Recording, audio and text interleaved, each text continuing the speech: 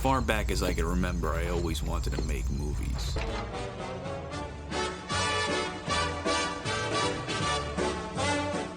Telling stories was more important to me than being President of the United States. At the same time, growing up, there was no one I loved more than my grandfather. He was my best friend, and his influence on me was undeniable. It was through our relationship that my love of film began. We would go to Hollywood Video and rent classics: White Heat, Gunga Din, High Noon. I knew the names of James Cagney, Humphrey Bogart, Gary Cooper, Boris Karloff, and Lon Chaney before I knew Eminem or Justin Timberlake. Our connection peaked at our mutual love of horror. We would peruse the horror section looking for which classic to watch next.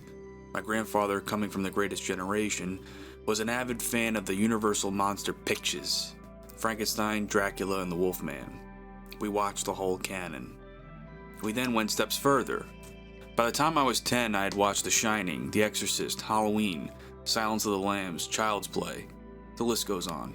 There's something unique about horror that captures a timelessness. It's universal in its simplicity, its appreciation never fading. It's why next to comedy, it's the only genre that's endured the test of time. Its cycle hasn't ended, and a line can be traced from Nosferatu all the way to The Conjuring. That's not to say that fads haven't came and went, and sensibilities have changed, but that too it shares with comedy.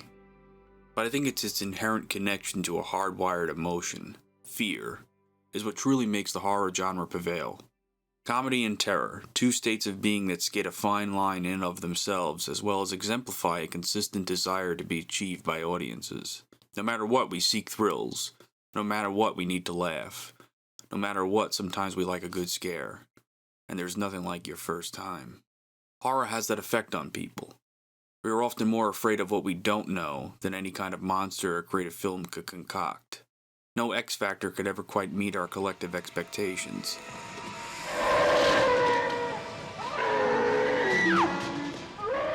And it's those expectations that inspired my thoughts this time around. You see, there was one film that I continue to go back to and hold up to on a pedestal. My grandfather was an avid fan and would quote it and bring it up constantly. And although it has that one-and-done reversal of expectations-like effect, it still captivates 60 years later. The film, Alfred Hitchcock's Psycho. Psycho was the pinnacle of Hitchcock's canon. It came late in his career, and he was already an old man. He had already achieved so much. Hitchcock was obsessed, like most auteurs, and he had singular visions: have the audience achieve a certain state of being. Like a maestro conducting auditoriums of filmgoers on how to feel with his complete mastery of the art form. When to feel comfortable, when to feel unsettled, when to be suspicious, paranoid, and when to be surprised. Surprise is a daring reaction to achieve, because unlike a story beat or even a revelation, it's a one-and-done kind of reaction. It's hard to surprise over and over again. I can go slow ahead. Come on down and chump some of this shit.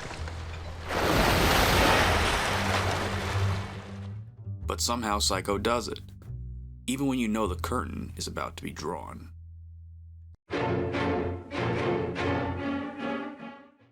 So what is Psycho about? I don't have some deep, completely narrative-shattering recontextualization this time around. I think Psycho is rather simple, and that's what kind of makes it perfect. You see, I don't think Psycho is a film we often think of in terms of, well, what is it about? It's kind of hard to write a logline for Psycho without even giving the film away in one sentence. But here in turn comes our answer. I think Psycho is about expectations, and about subverting them. Shattering them, continuously, on repeat, hereditarily. It's like a math problem that can't be answered, an exercise in playing with how audiences watch and consume films. Because think about it, what is Psycho about? It's not about Marion Crane, Janet Leigh's famous femme fatale, but the film, even on repeat viewings, tries to convince you that it is. The first 25 minutes doesn't even introduce Norman Bates. Norman isn't even a thought on the film's mind. There's an intense plot-heavy drama following a troubled woman's life, her relationship problems, her work and home life problems, her dreams and fears, her descent into noir as she becomes a thief, robs her workplace, and goes on the run. And it's interesting. You're invested.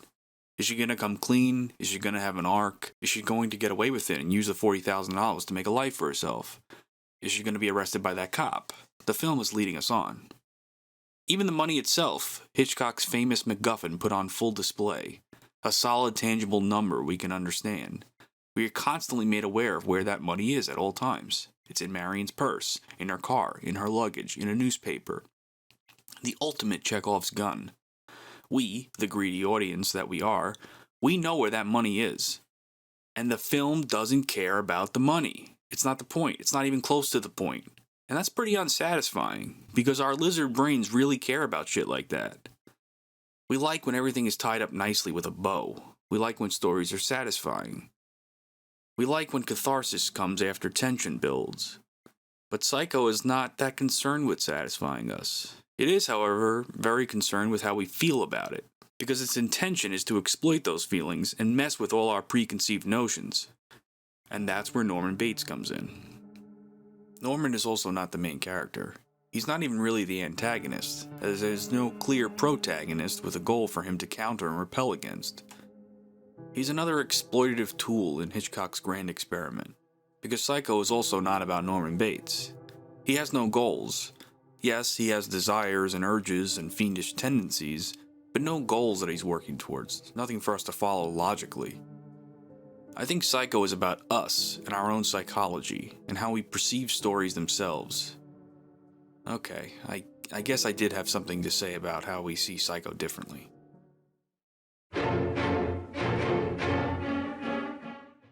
So what is Psycho about? It's definitely a psychological horror film way ahead of its time. It's definitely the granddaddy of slashers and iconic in its influences in all horror to come.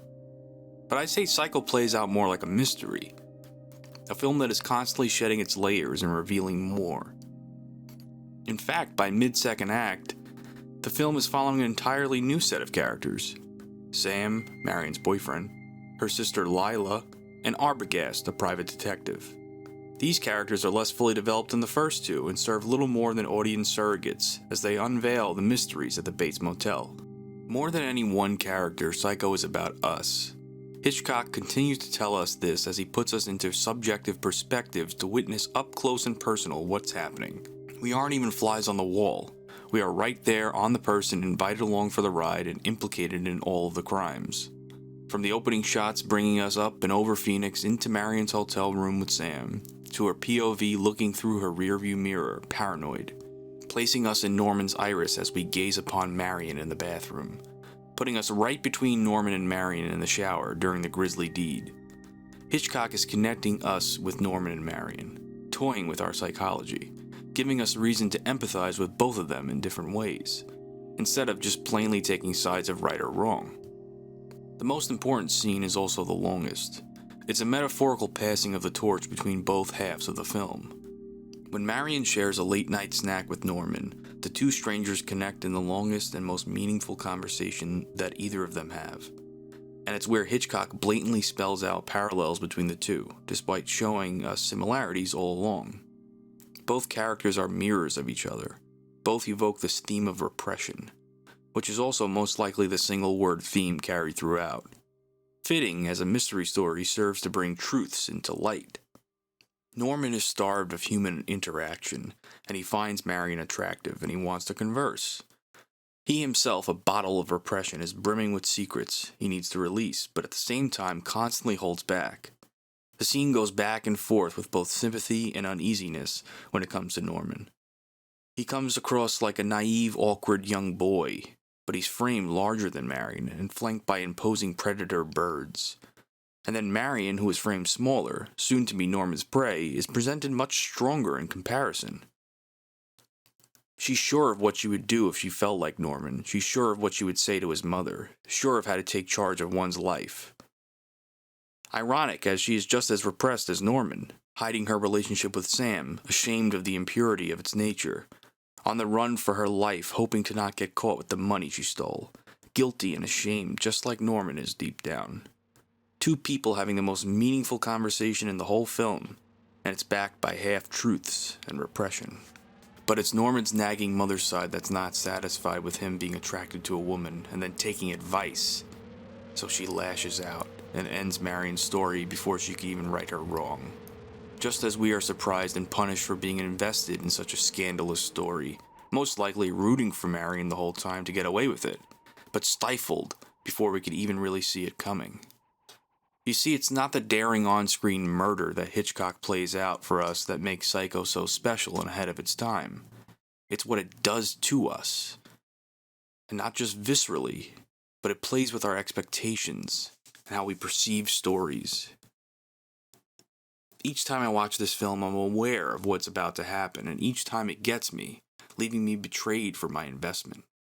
For lack of a better word, Psycho cucks its audience out of one story only to transport us into a new one immediately. One story stops short, another begins. But we aren't totally invited into Norman Bates' world either, so now we are a mere witness to a crime without resolution. And as new characters are introduced simply to get to the bottom of what is happening at this desolate hotel, we are slowly caught up to speed for the rest of the film. Psycho is constructed in such a way that even on repeat viewings, it keeps giving you more to be surprised by, and then it ends. No one had an arc, no one survived the horror unscathed, and nothing is really resolved beyond the mystery of Norman Bates. I always take this ending as Hitchcock demonstrating the truly random, unsatisfactory, completely pointless nature of murder. He constructs the perfect murder for the audience and then he solves the case. Nothing more.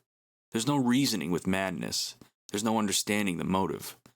In a completely superficial scene, Hitchcock has a doctor, played by Simon Oakland, literally explain Norman Bates to the audience like a forensic psychologist to a courtroom. To psychology students, this may be an intriguing case study, but to casual audiences, this ending serves little in a narrative sense, because there's no sense to be made of murder. The film ends with Norman now fully committed to his mother's personality, aware of being observed by an audience, still plotting deception in his mind, and we too are invited into his thoughts, narrated in his mother's voice. Norman is just a predator, masquerading as a helpless, harmless simpleton looking like anyone we might see any day. So passive that he wouldn't even harm a fly. The terror this insinuates is far greater than the terror portrayed.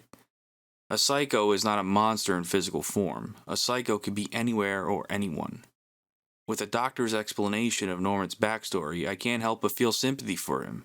The trauma he endured from his mother and her influence over him, a trauma far closer to us viewers than any monster. The trauma of repression, resentment, and desire to be loved. The desire to emulate or covet one's influences. And this is where it always comes full circle for me. Marion too has that wry smile, just like Norman. She shows it while she's driving into the night. And while I've never stolen $40,000, I definitely empathize with Marion's repression, at least on the surface.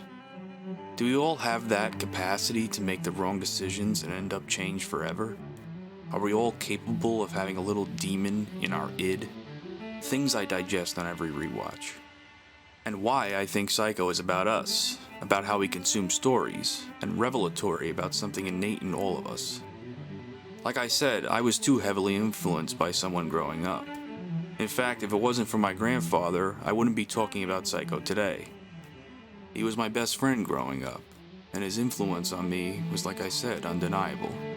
Was I spared some kind of trauma or fork in the road that had me talk about films rather than be the subject of one? Are we all far closer to Norman Bates than we care to admit?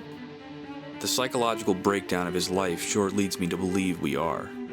Because just like Norman says, We all go a little mad sometimes.